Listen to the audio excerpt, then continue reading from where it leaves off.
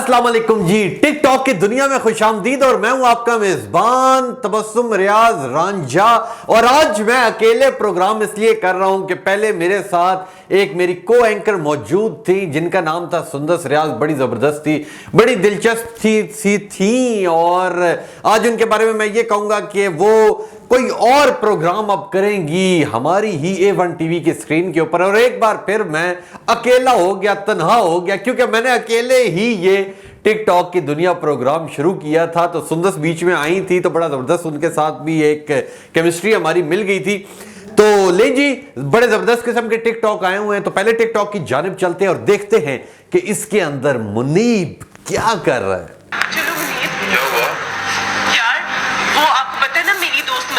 हाँ हाँ, गाड़ी चला रही थी, उसका एक्सीडेंट हो गया, वो मर गई मुनीब। अरे यार ये लो सच, तुम मेरे से कल गाड़ी की चाबी मांग रही थी ना, जाओ चोरी कर ले। जबरदस्त किस्म जी, जबरदस्त किस्म जी।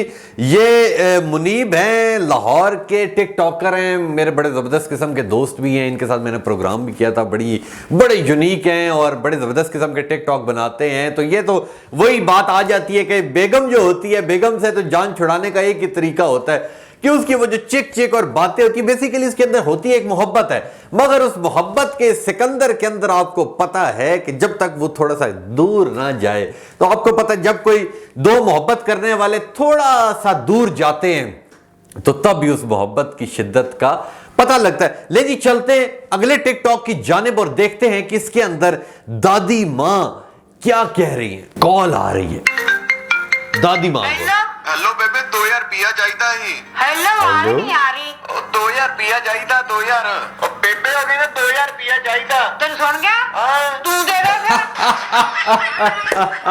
जबरदस्त जी, जबरदस्त जी। दादी भी मॉडर्न हो गई है जी। दादी ने कहा कि अगर तुझे आवाज आ रही है तो तू 2000 दे दे। बड़ा जबरदस्त किस्म की जी दादी है। और मैं ये कहूंगा आज के इस दिन के हवाले से अगर बात की जाए तो बातें तो काफ़ी हैं करने वाली, मगर अगर मौसम की बात की जाए तो मौसम अब बड़ा ज़बरदस्त किस्म का गर्मियों की तरफ आहिस्ता आहिस्ता जाना शुरू हो रहा है और हल्की हल्की सर्दी में भी काफ़ी हद तक कमी आ चुकी है। सियासी जो हलचल है वो तो आपको पता है, कभी कोई गिरफ्तार कभी कोई गिरफ्तार। वो तो एक समझ लें एक हुस्न बन चुका है इस मुल्क का कि कभी ना कभी कोई ना कोई टॉपिक चलता ही रहता है। लेकिन चलते अपने टिकटॉक की जानिब, क्योंकि हमारा काम होता है आपको अच्छे से अच्छा कंटेंट ला के देना। और A1 टीवी एक, मैं ये समझता हूं कि वेब चैनल्स की बात की जाए तो वो लाखों में, बड़े टीवी चैनल्स की बात किए जाए तो वो भी तकरीबन 20-25 के करीब बनते हैं। मैं ये समझता हूं कि A1 टीवी को क्यों लोग पसंद करते हैं, ये क्यों एक नायाब है। वो इस वजह से नायाब है क्योंकि ये हर किस्म का कंटेंट चलाता है, बेशक वो एंटरटेनमेंट हो, न्यूज हो, कोई करंट अफेयर का प्रोग्राम हो, या किसी भी किस्म का जो भी टैलेंट आपके अंदर मौजूद हो उसे प्रोमोट सिर्फ और सिर्फ इस पूरे पाकिस्तान में the one and only A1 TV करता है। ले जी, चलते अपने तीसरे टिकटॉक की जानिब और देखते हैं कि इस तीसरे टिकटॉक के अंदर क्या मौजूद है। जबरदस्त जबरदस्त। लड़की बैठी, खुश हुआ और अब गोल्डन मैन के ऊपर बैठने लगे लड़का और वो माइंड कर गया। क्या बात है जी, क्या बात है जी। Golden man in action, golden man भी एक्शन में आ गया है।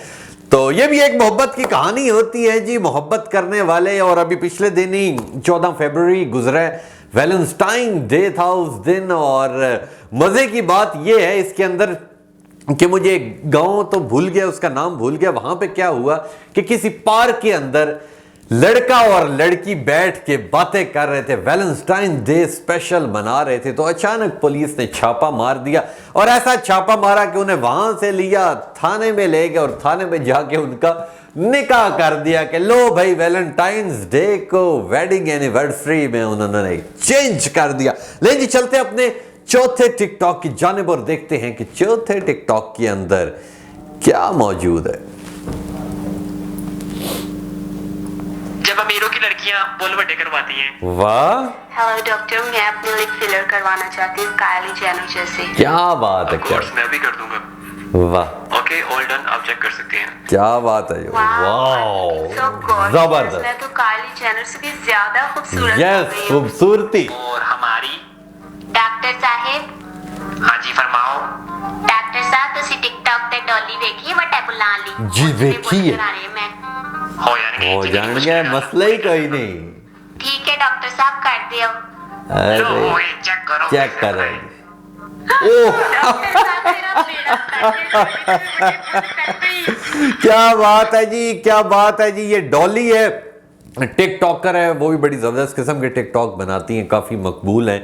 और बेसिकली होता ये कि हर किसी की ख्वाहिश होती है। ख्वाहिश क्या होती है कि अच्छे से अच्छा दिखना, अच्छे से अच्छा पहनना और फैशन को अपने अंदर डालना। पर इसके अंदर एक और पॉइंट ये है कि हर चीज़ फैशन हर बंदे के ऊपर सूट नहीं करता। ठीक है, अक्सर ऐसे कपड़े होते हैं जो एक आम बंदा पहने तो उसके ऊपर तो बड़ा जश पश और बड़ा खूबसूरत लगता है, पर वहीं एक दूसरा बंदा पहने तो उसके ऊपर वो चीज़ उठती नहीं। उसे कहते हैं यार आपके ऊपर ये रंग सूट नहीं कर रहा। तो इसलिए जिधर से भी आप कपड़े लें, ठीक है, महंगे लें सस्ते लें, कपड़े तो कपड़े होते हैं, मगर आप ये देखिए कि आपके रंग के ऊपर सूट कौन सा रंग करता है, उससे रिलेटेड आपको चीज पहननी चाहिए। अब मेरे जैसे रंग का कोई बेचारा माड़ा मुक्का बंदा हो जिसका रंग ही गया गुजरा हो और वो ऊपर से काले रंग की तमाम चीजें पहन ले, ठीक है, तो लोग उसे कहेंगे यार ये कोई पागल ही है कि पहले रंग काला, ऊपर से कपड़े काले, ऊपर से करतूत भी अल्हम्दुलिल्लाह। फिर आपको पता है ऐसे ही होते हैं। लेकिन जी चलते अपने 5वें टिकटॉक की जानिब और देखते हैं कि 5वें टिकटॉक के अंदर क्या मौजूद है।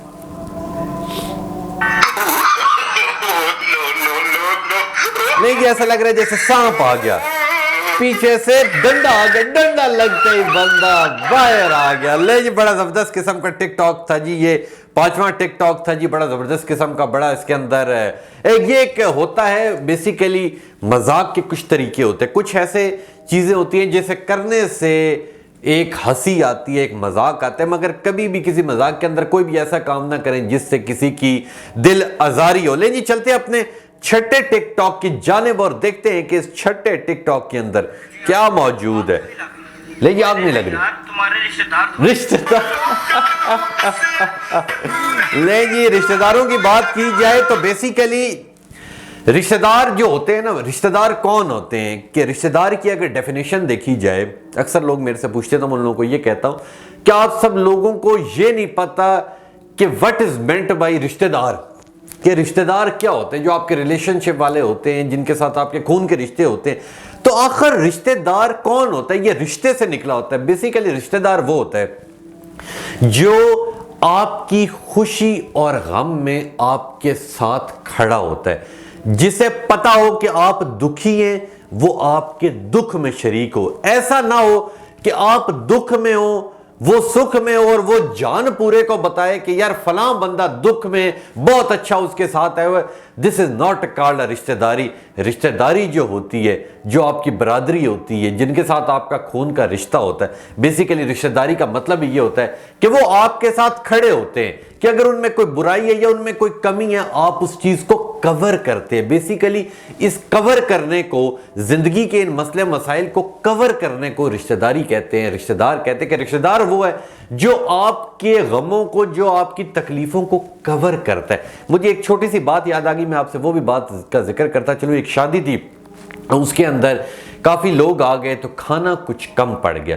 तो उन्होंने कहा कि यार यूं करो कि एक नान लो और नान के अंदर ना चिकन का पीस उन्होंने बनाए थे कि चिकन के पीस डालो और उसे रोल कर दो, ठीक है, और उसके ऊपर छोटा सा एक पेपर लगा दो कवर करने के लिए। और जो मेरे रिश्तेदार हैं उन्हें बिना चिकन के सिर्फ नान रोल किया हुआ दे देना, और जो रिश्तेदार बाहर से आए हुए हैं, जो गैर हैं, शादी का मौका है, उन्हें आप लोग उसके अंदर चिकन डाल के दे देना और इसी तरह ये मौका निकल जाएगा। ले जी हुआ क्या कि उन्होंने इसी तरह ही बांट दिया। अब उन्हीं का एक रिश्तेदार था, वो चीख के बोला, उसने कहा मेरे नान के अंदर तो चिकन आए ही नहीं है, ये क्या चक्कर है। तो उसके लड़की के बाप ने कहा कि मैंने तो ये फार्मूला इसलिए किया था क्योंकि खाने की चीज़ें कम पड़ गई थी, तो आपको तो मैंने इसलिए ये सिर्फ नान लिपटा हुआ दे दिया था कि आप तो मेरे रिश्तेदार हैं, आप ये बात नहीं खोलेंगे। तो ये रिश्तेदारी नहीं होती, रिश्तेदार वो होता है जो आपके दुख दर्द को कवर करता है। लेकिन चलते अपने 7वें टिकटॉक की जानिब और देखते हैं